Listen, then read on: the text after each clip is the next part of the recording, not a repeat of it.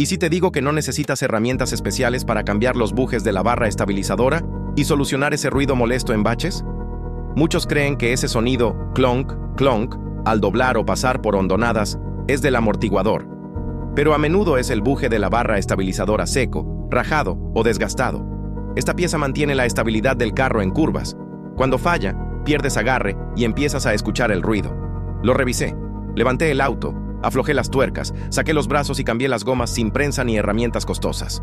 Con unas llaves comunes y piezas nuevas, en menos de 30 minutos eliminé el ruido y recuperé un manejo firme. No siempre hay que gastar de más.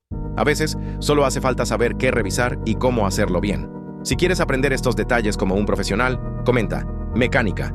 Sígueme y entra al link de mi biografía para más información del curso de técnico mecánico automotriz.